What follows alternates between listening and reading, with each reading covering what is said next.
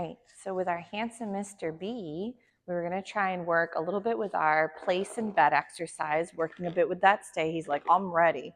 Well, here, why don't we set you up this way so you can look cute on the camera. Here, we'll do a little down. Nice, good job. So with the handsome guy, he's like, yes, ready. Just like we did a little bit earlier for Miss R, she was working a bit with also going to her place and working the stay. I'm going to see if I can start to work a little bit more with generalization of the skill. So for example, I'm going to try adding a little bit more movement, a little bit more distance. I'm going to throw in some distractions again and just see how he's feeling. Always remember to keep things on the easier end and build. If it's always the real world, biggest setup, hardest dynamic, you're more than likely going to get really frustrated, confusing the dog, and then no one's going to have a good day. So easy peasy for the win. Chewing is still optional. Oh my gosh. This is all good banging. So we got some great noises. Yes. So back to those noise distractions, I would also recommend, like if let's say the Spotify playlist, again, there's certain sounds that are triggering. Stick to the sounds that are not sort of behavior inducing in the sense of fear responses or overexcitement, but more just neutral / curiosity. So right here, we're going to tell him to stay. I'm going to add just a little bit of wiggle. And then if the noises were a little bit overwhelming, I would mark the moment he responds and sort of listens, and then I'd feed him for hearing the sound. So but for right now, he doesn't seem to care. He's been doing a pretty good job with the funny noises. Yes. So again, with the stays, just to reiterate, just ever so slightly, is we want to feed him while he's stationary, not for when he gets up. We don't want to call him from the stay with a recall. Stays can happen anywhere. So you do not have to bring a dog bed out in the middle of the woods or a dog blanket or a cot. The main goal is that wherever you set them up for the stay is where they're going to be stationary until you go and retrieve your dog from that position. So right here, as I'm meandering, I'm just going ahead and feeding the handsome guy for not moving and building up duration. Yes. If again, every time I went to move, this was getting too hard for Mr. B, I would not be going quite as far, and I maybe wouldn't be adding quite as long of a time frame between my intervals of feeding him for his place and stay behavior. Oh my gosh. He's too cute. But he's been doing a really good job. So it doesn't seem like his leg is bugging him, which is awesome. But I did make sure that when he was out and playing, it was a little bit softer play. Not that he even goes that hard, but it's more so that like we don't want the other friends to bump into him and knock him down. So because they're kind of like bowling balls, you know, they're just kind of all over the place. Nice. So right now I'm just kind of meandering.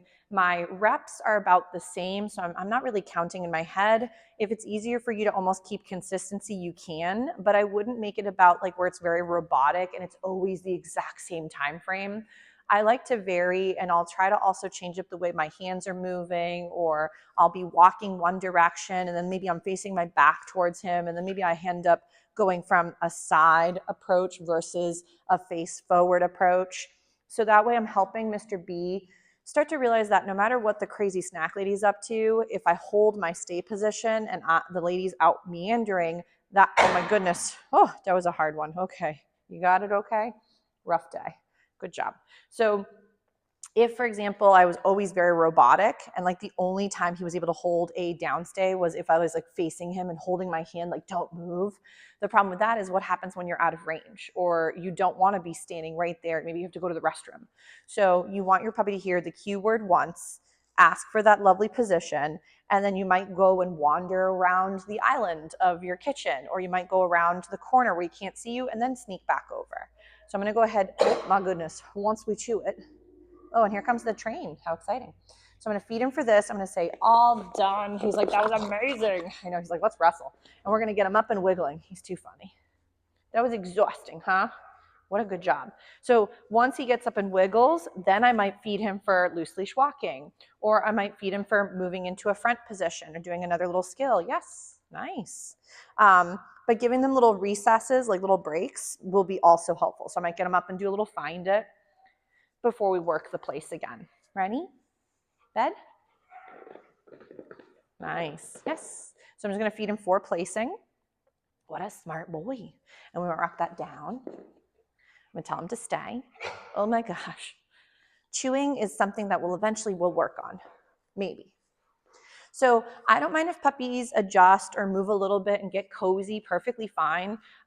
He will also be slightly like a little owl, and he wants to kind of see where am I going. Eventually he's going to start to realize that it's no big deal if I like meander around him. But if this really was challenging for him and every time I went past his view of sight for me, then maybe I would do like a semicircle while in front of him. So it's not going to be quite as hard for the handsome guy. So, but right now he's still just rocking that sty. And then too, if you ever do forget to remind him with the word, oh my gosh, chewing, he's gonna just, hold on, he has to get that snack. So if I have to constantly remind him, what happens when I don't remind him later? So you will wanna just say the cue word once, there is a snack, oop, and I dropped one, but he got the one out of the crack, so that's good. Ready? We'll go back to our bed. So for my puppy breaking, they don't get in trouble. If I go or no or that's not right or whatever, the problem with that setup is now your puppy, for example, so many spam calls, I'll hang up on that one. So let's say your puppy, for example, gets in trouble for getting up.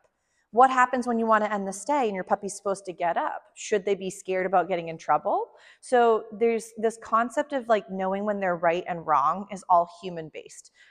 We're the ones that are morally driven, and some of us are still working on that. And for example, we can understand, right versus wrong for the most part. We kind of get this concept of like doing, again, something that's nice versus not so nice. So for dogs, they either feel safe or unsafe. It's that simple. And they are not doing things to spite us, to manipulate us, to dominate us.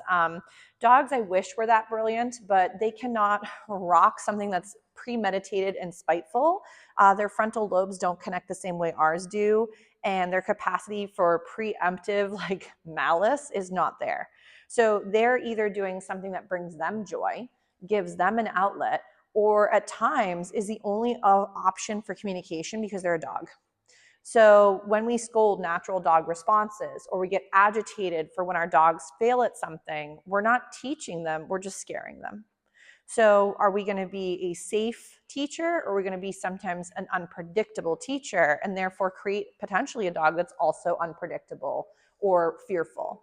So he's like, but I hear my friends, so maybe we're going to rock her down, and I might remind him to stay. So if, let's say, there's some blabbing, some noises in the distance, I'm going to help him be successful.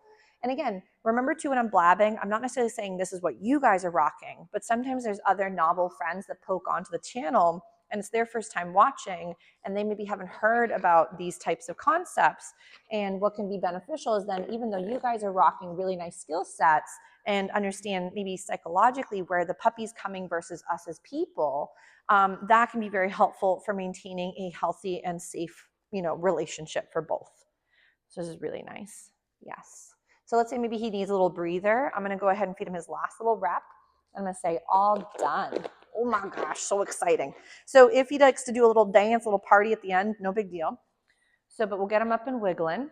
That was very nice. And I'm going to, it's like chewing is hard. You got it? I don't want to throw another one until you're done choking up your snacks and gobbling them up. So I'm going to put the cot away for a second, just off to the side. And I want to work a little bit with a few other little skills for just a moment with the handsome man. So sorry about being out of range again for a moment. So I just want to work maybe a couple little weight behaviors with him in just a second, just to show the difference once more. So you saw with stay was all about being stationary. With weights, and right now I'm just doing find it to keep him busy while I'm spewing. So with weights, this is all about keeping your puppy holding back until you verbally call them forward. So what's being reinforced from the weight position is a coming when called. So for him, it's the word here. For others, it might be come. For others, it might be other slogans. So whatever word you want to keep it consistent. I don't recommend to replace with a waiting position in okay, because what happens later when you want him to actually come to you? Now, okay and recall word have both meant okay in the sense of come when called, and it gets confusing. So you got to watch out. You got 4 legs. So I'm going to do another little find it, and then in a moment, I'm going to ask him for a sitting position, and we'll try a couple little weights. So we're going to get ready, little sit. He's like, did I lose my snack? I think it's in your jowl. You got it? It's so embarrassing. Sit. So I'm going to tell him to wait. I'm going to take a little step, and then Bodie, come. Yes. So I don't want to make it so long that it's too challenging. I'd rather do 5 good reps than one big one where he's having a rough time. So I'm going to lure him slightly. He's like, no, but there's nothing in there. He's like, I'm so hungry. So I'm going to bring him over here, get a little sit. Plus, he could be getting tired. So again, wait. Bodie, come.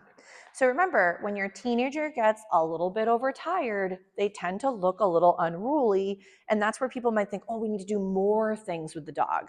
And I find typically when they're kind of giving you a hard time, they're having a hard time, and they might need actually another break. So I'm going to tell them to wait, give them just a second or two. Bodie, come.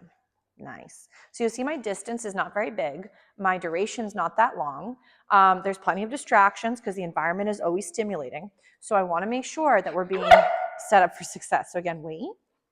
So if we wiggle, wait. It's like, this is so silly. Bodie, come. So if we're getting woo-woos, what ends up sometimes happening for him is he does get a little frustrated at times. Holding back and taking a moment to pause is hard. So remember that if, let's say, the duration for right now can't be quite as long, do it a little shorter. So, but I also want to make sure, chew them, sir, is I don't want to feed him by mistake while he's like mid-yelling.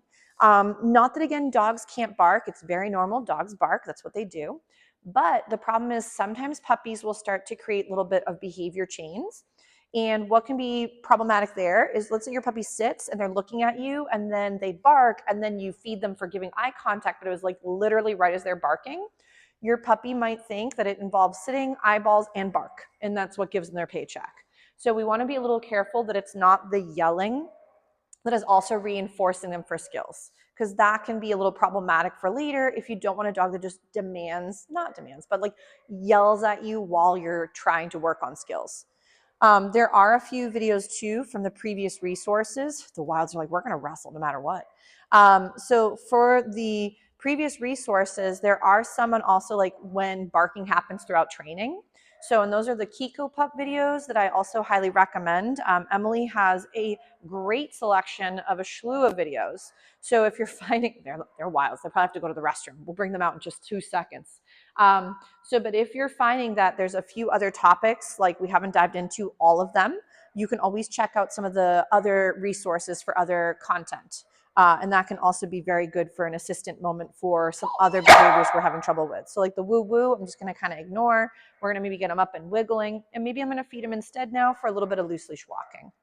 Miss W says, I think we're going to wrestle. She's probably trying to play with her classmate, but I have them in their own little bubbles. Even though they can see each other, they can't wrestle when I'm not there to supervise. But sometimes they end up saying, let's just sing sweet songs to each other instead because they can't go right into WrestleMania. Ready? Bodie. Here we go. We'll do a little find it. We'll give Mr. B a little breather. He did a really nice job with his place behavior and working those stays. Good job, Mr. B.